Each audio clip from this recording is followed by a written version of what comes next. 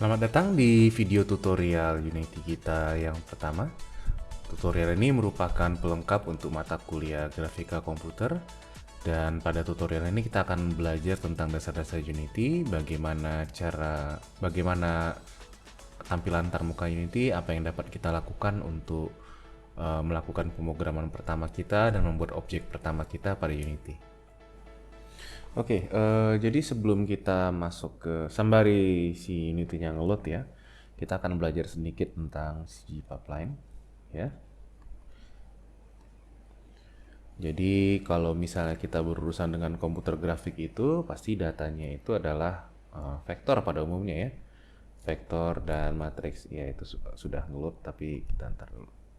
Ya, jadi kalau misalnya kita sudah ada vektor dan matriks itu kan dalam bentuk data ya.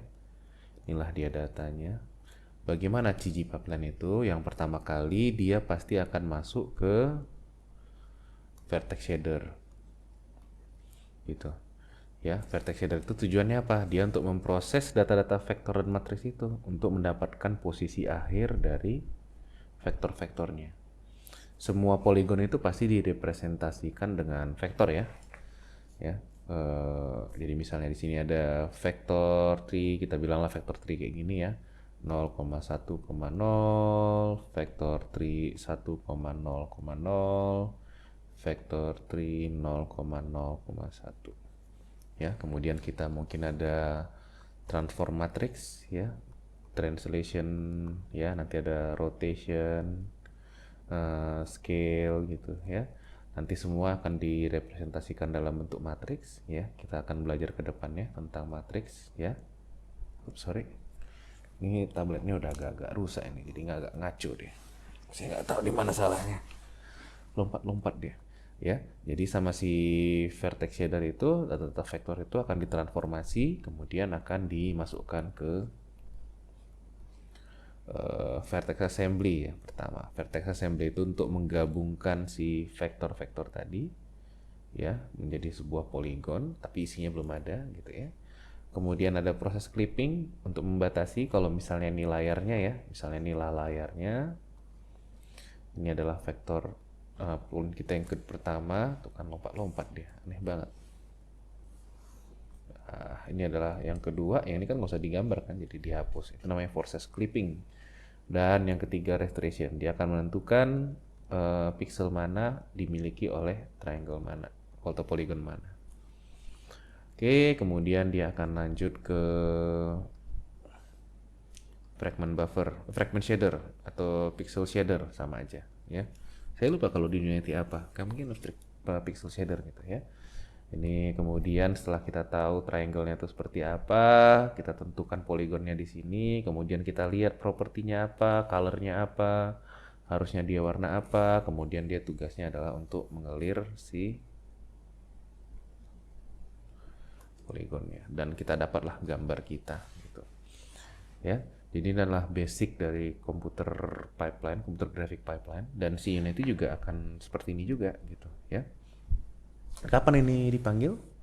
Ya, setiap kali si Unity melakukan proses penggambaran. Jadi setiap kali dia menggambar, ini ngaco lagi nih. Alah. Saya harus gabungkan jadinya antara mouse dengan ini. Nah, kan ke atas lagi dia. Padahal udah jelas-jelas di sini mouse mode ya. Mouse mode, coba kita lihat ya. Workingnya mungkin saya batasin aja segini kali ya. Tapi nggak ngaruh juga sih. Harusnya di sini. Oke. Ya, whatever lah. Nah, nih terlalu teratas dia. Kalau saya pindahin ke atas, dia ke atas juga mouse-nya. Ya. Ya, jadi seperti itulah dia CG pipeline. Oke, nah sekarang kita akan masuk ke Unity-nya sendiri. Bagaimana si Unity itu bekerja? Jadi ini adalah layar Unity. Kalau sudah download, tampilannya seperti ini. Ya, di sini ada inspector. Di sini yang properti-properti dari semua objek yang ada di sini. Jadi kalian misalnya kita pilih di sini ada kotak ini ya. Ini adalah, sorry, mungkin lebih enak di sini lah ya, kamera. Ya, kamera ini ya kamera gitu ya. Jadi ini adalah propertinya. Kalau tulisannya terlalu kecil mungkin bisa lihat di layar masing-masing ya. Jadi ada transform, basic, transform, position, rotation, scale, kemudian kameranya apa, projectionnya ortografik. Ortografik itu artinya tampilan dua dimensi ya. Kita tidak punya efek perspektif, kita hanya berurusan dengan X dan Y, dan nilai Z tidak akan mempengaruhi apa-apa pada gambar. Nanti kita akan masuk ke tampilan 3D. Size-nya, clipping plane, near sama far-nya, jadi di mana posisi objek Z buffer ini ya, untuk menghindari terlalu banyak objek yang digambar, tapi ya kita tidak akan berlebihan dengan Z di sini. Clipping ini bukan Z buffer sebenarnya ya, clipping ini ya nilai Z-nya, near-nya berapa, far-nya berapa. Kalau nanti terlalu jauh nggak digambar lagi, terlalu dekat juga nggak digambar lagi. Ada beberapa properti lain yang bisa dilihat di sini, tapi kita tidak perlu sampai di sini dulu. Nanti kita akan masuk. Mungkin satu yang bisa diubah di sini ya, karena kita mau space invader, karena kita perlunya warna hitam, kita ubah aja ke warna hitam. Oke, itu tentang inspector. Di tengah-tengah ini itu ada dual mode ya. Satu adalah scene-nya, di mana kita melakukan edit atas game yang mau kita lakukan. Jadi semua objek yang akan kita lihat di game itu akan ada muncul di sini nih. Ya tentunya ada beberapa objek nggak bisa dilihat ya di luar dari kotak ini, kotak kamera ini, itu mungkin di sini posisinya ya. Kemudian ada gamenya, ini adalah game, kalau di run nanti aplikasinya dia akan muncul di sini ya. Nah kalau misalnya kalian perhatikan nih, saya layarnya ini agak sedikit beda ya, dia udah seperti ini. Mungkin kalau default yang baru diinstal itu displaynya itu masih maaf, masih yang 16:9 atau 16:10 ya, masih yang seperti ini gitu ya. Nanti kotaknya juga berubah di sini di scene-nya ini, menyesuaikan dengan aspek rasio yang kita gunakan. Kalau misalnya mau ngembangin gamenya itu untuk PC boleh 16:9, handphone juga boleh ya, tapi handphone yang landscape mode. Tapi karena saya mau portrait, jadi saya ubah ke 9:16. Tapi di sini nggak ada kan 9:16. Jadi apa yang bisa kita lakukan? Kita tambahin aja yang baru ya. Terus set aja labelnya apa, feedback sama nya apa. Gitu. Ini rasio ya. Ubah ini ke ini aspek rasio ya. Supaya nanti kita bisa nggak perlu berurusan dengan dengan pixel resolusinya, bisa belakangan gitu ya. Oke, jadi saya bisa ke mobile seperti ini, scene-nya juga seperti ini. Oke. Nah, terus di sini adalah objek yang muncul di scene-nya, hierarki ya. Jadi hierarki ini adalah semua objek yang muncul di scene-nya ini. Kalau kita taruh objek di sini, contohnya kalau saya klik kanan ya, saya bisa buat berapa objek. Mungkin contoh paling basic, saya bikin 2D objek, sprites, triangle aja ya. Saya bikin triangle di sini, dia akan muncul ya. Jadi di sini triangle nih. Saya asumsikan triangle ini adalah pesawat yang akan dikendalikan oleh playernya nanti ya. Posisinya kita bisa lihat di sini ada positionnya 0,02 minus 4,17 ya. Jadi saya mau posisinya 0, mungkin supaya round number itu dia minus 4 ya. Kenapa y-nya itu minus 4? Dia bergeraknya kalau ke atas itu y positif, ke bawah itu y negatif, ke kanan itu x positif, ke kiri itu x negatif ya. Jadi kebetulan di sini nggak ada apanya, nggak ada apa nih namanya, simbolnya ya. Biasanya itu ada itu RGB-nya, simbol RGB-nya. Apa namanya ya, lupa saya. Ya, ini ya. Oh, bukan di move tool. Ya. Kalau mau bermain-main dengan layarnya, kalau mau menggeser, karena ini 2D nggak ada rotate ya, jadi kita cuman bisa pen aja. Pen itu kayak menggeser, bisa klik kanan ya di layarnya ini, jadi kita geser supaya misalnya objeknya ada gerak dari sini, nanti kita bisa gini. Atau mungkin mau zoom in, jadi mau lihat ke atas pakai klik kanan bisa ya. Oke. Dan yang di bawah ini ada beberapa tab juga yang bisa dipakai. Yang pertama itu adalah project. Jadi semua isi dari project kita itu kita bisa taruh di sini ya. Misalnya kita ada tambahin script atau kita tambahkan objek yang baru, itu bisa di sini semua. Apa bedanya yang di sini sama di sini? Ini itu adalah aset kita ya.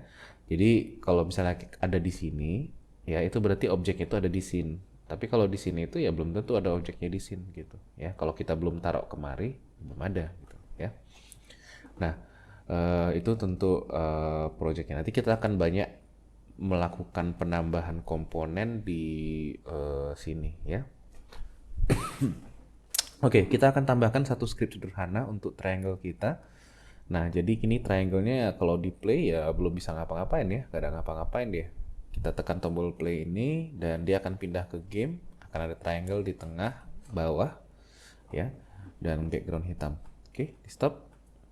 Jangan lupa di stop tiap kali game, karena kalau misalnya nggak di stop ya, dia akan tetap di game mode ya. Dia akan tetap di game mode. Kalau misalnya kalian ubah, memang dia bakal berubah, tapi kalau misalnya kalian stop, dia balik lagi gitu ke awal, posisi awalnya gitu ya. Kita akan tambahkan satu script sederhana di kita, jadi supaya rapi di aset ini ya. Kita klik kanan, tambahkan satu folder, create folder. Saya akan letakkan scripts, jadi kita bikin script. Mohon maaf kalau kekecilan, kalian bisa lihat sendiri lah ya di di window kalian masing-masing. Jadi ini ada script folder kosong, saya masukkan. Saya masuk ke dalam, belum ada apa-apa. Kalau saya mau buat objek baru di sini, ya itu caranya gimana? Klik kanan lagi, ya. Kita bisa create beberapa objek di sini. Karena saya mau bikin kode ya atau script dari playernya, kita dari objeknya kita bikin scripting. Terus mana yang kita mau?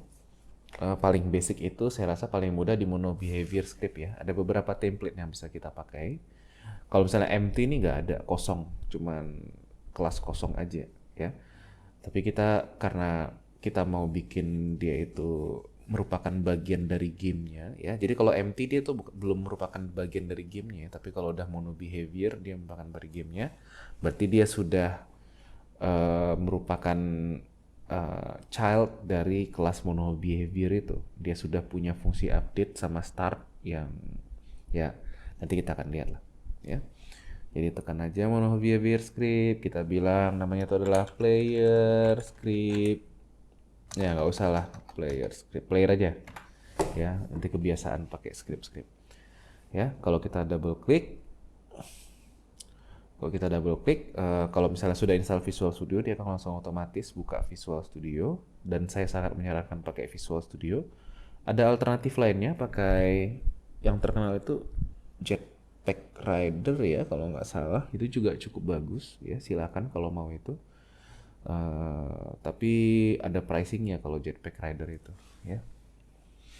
Nah, jadi kalau misalnya kalian tadi memilih mono behavior, dia sudah langsung ini kelas playernya itu dia adalah subclass dari mono behavior ya. Jadi ini kalau misalnya di Java itu extends dia ya. Sintaks ini sintaks extends.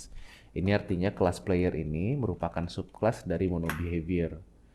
Ya, mono behavior ini kelasnya bawaannya si Unity yang dia memiliki fungsi start dan update yang very basic. Ya, start ini kapan dipanggil? Ketika objeknya pertama kali dibuat di scene-nya. Update ini kapan dipanggil? Ya, ketika digambar gitu. Ya, objeknya itu digambar dan diupdate melalui proses pembaruan. Kita pakai update gitu ya. Jadi contohnya kita basic aja. Kita waktu kita start kita debug.log, cuman logging aja. Player has entered the scene. Ya. Nah, tentunya ya agak lambat deh. Tentunya di play ini kalau kita jalankan belum muncul dia lognya ini ya. Kenapa? Karena kita belum tempel ke triangle-nya ini. Untuk tempelnya gimana? Bisa di drag aja kemari ya, arahkan ke triangle. Nanti taunya dari mana bahwa triangle ini sudah memiliki komponen player ini. Nah, kita bisa lihat di inspektornya ada player script ya. Boleh nggak beberapa script kita masukkan kemarin? Boleh banget, silahkan gitu ya. Jadi triangle ini sudah punya script, jadi kalau misalnya kita jalankan, kita buka di konsolnya, ada tulisan player has entered the scene gitu ya. Oke. Nah, sekarang apalagi yang bisa kita lakukan? Kita bisa melakukan scripting untuk contoh paling basic lah ya. Karena di komputer grafik kita coba bermain-main dengan grafiknya dulu ya. Kita bisa set positionnya di sini, tapi bisa nggak kita set posisinya procedurally gitu ya, programmatically, artinya dari mana, dari sini ya. Coba kita tes. Jadi karena dia mono behavior, dia pasti punya properti namanya transform, dan transform itu punya beberapa properti lagi ya, ada position, ada rotation, ada scale gitu ya, local scale gitu ya.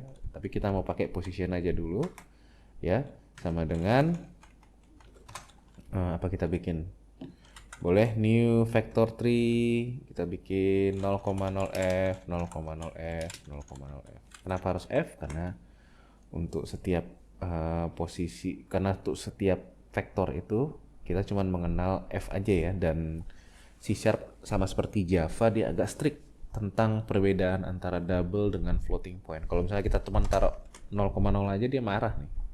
Kenapa? Karena vector tree itu ya dia cuma bisa mintanya itu floating point. Ya, kenapa cuma bisa floating point? Karena GPU kita juga, kalau misalnya GPU-nya GPU apa ya, GPU biasa gitu ya, itu cuma bisa pakai floating point aja. GPU tidak mengenal double, kecuali kalau kita pakai GPU profesional untuk arsitektur atau untuk simulation engineering, itu baru mereka mengenal butuh posisi dan butuh double gitu ya. Nah, sekarang kita lihat apa yang harusnya terjadi. Ini kan tadi posisinya, kalau misalnya saya lihat nih 0, min 4, 0 ya. Jadi kalau misalnya kita jalankan, dia akan panggil fungsi start ini. Fungsi start ini akan mengubah posisi dia balik ke 0,0,0 gitu ya. Coba kalau kita jalankan, dia akan pindah ke atas. Pluk. Nah, dia pindah ke atas ya. Ya, tadi harusnya kan di sini kan, karena kita bikin posisinya 0,0, dia akan pindah ke atas. Oke, kita stop. Dia balik lagi ke bawah. Oke. Nah, tapi kalau misalnya kita belajar tentang dasar-dasar komputer grafik ya, kita harus tahu juga lah ya, apa sih sebenarnya translasi itu ya. Jadi kalau misalnya basic komputer grafik ini saya hapus saja lah ya, hapusnya cara klasik aja lah ya. Nah, kasih kita berwarna hitam. Kok nggak bisa? Gimana cara menggambar? Hei kamu warna hitam. Ya elah, udahlah, diam aja. Don't save.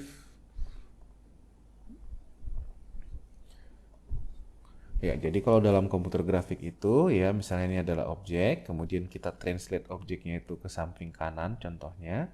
Itu kan artinya apa? Nilai X-nya kan bertambah kan. Jadi kalau misalnya positionnya itu misalnya 0,0,0 ya, ketika kita mau mindahkan dia 3 unit ke samping lah ya, ke kanan, itu sama dengan menambahkan vektornya, menambahkan vektornya dengan 3,0,0 gitu ya. Maka posisi akhirnya adalah 3,0,0. Kalau misalnya kita mau pindahin ke atas, berarti misalnya satu ke atas lah gitu ya, satu ke atas ya, kita tambahin lagi berapa misalnya. Kalau ke atas itu berarti positif ya, 0,1,0 gitu. Berarti hasil akhirnya adalah 3,1,0. Very basic. Dan di Unity kita bisa bikin seperti itu ya. Kita bisa the easy way seperti ini, tapi karena kita belajar komputer grafik, kita coba the hard way ya. Gimana cara the hard way-nya? Ya kita bilang transform dot position ya, sama dengan transform dot position tambah new vector. Apa tadi? Kita mau pindahin ke kanan dikit lah ya, 1,0f, kita mau pindahin ke atas dikit 1,0f, dan kita dead-nya nggak ada ngaruh. Oke, hasilnya kemana? Dia agak kanan dikit, dia agak ke atas dikit. Oke, kita coba jalankan. Dia agak pindah ya. Kelihatan nggak sih satunya? Kelihatan ya. Nah tuh ya. Jadi bisa kita lakukan seperti itu. Oke. Nah, kita mau coba yang lain lagi, agak sedikit unik lagi. Jadi kita sudah kenal position, sekarang kita coba rotation. Kita nggak akan pakai time dulu ya. Nanti untuk smooth animation kita akan coba di tutorial berikutnya. Tapi ada baiknya kalau kita perlu tahu update ini apa sih sebenarnya gitu ya. Jadi seperti yang ditulis di sini, update is called once per frame. Jadi setiap frame itu dia akan dipanggil update ini. Jadi kalau misalnya layar kita itu berjalan sebanyak 60 Hz, maka dia akan dipanggil sebanyak 60 kali per 60 kali per detik gitu. Ya. Nah, yang menariknya kalau position itu agak susah nanti kita ngelihatnya, tapi kalau misalnya kita bikin transform dot rotate, kita nggak akan main trigonometric rotation dulu ya, agak bingung kayaknya. Tapi kita rotate aja dulu ya. Transform dot rotate ya, rotate gak ya? Ya, harusnya ada beberapa fungsi sih si rotate ini. Vector 3 coba vector 3 dot forward higher angle-nya 1,0 f. Apa nih artinya? Ya, ini adalah fungsi untuk merotasi, memutar, gampang ya. Nah, tapi apa? Kenapa ada dua parameter? Satu ini, satu ini. Nah, yang ini itu gampang ya, dia angle-nya, sudutnya.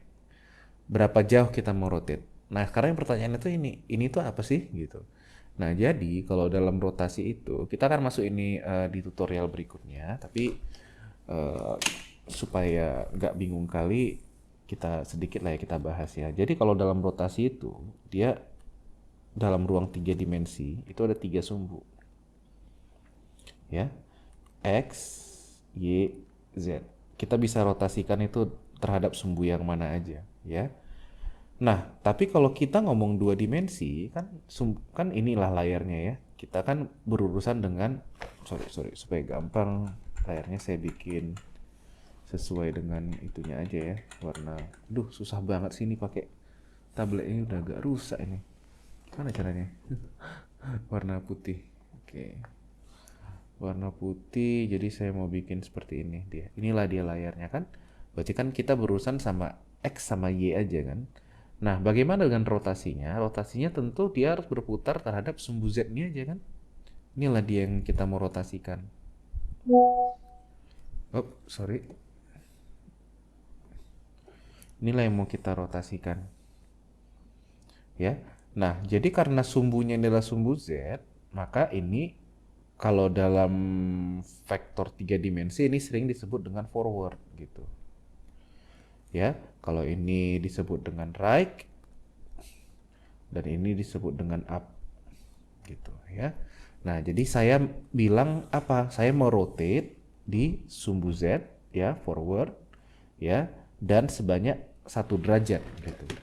1 derajat per berapa? Per tiap kali dia panggil update. Jadi kalau ini saya jalankan, ini agak sedikit unik. Perhatikan di awalnya ya.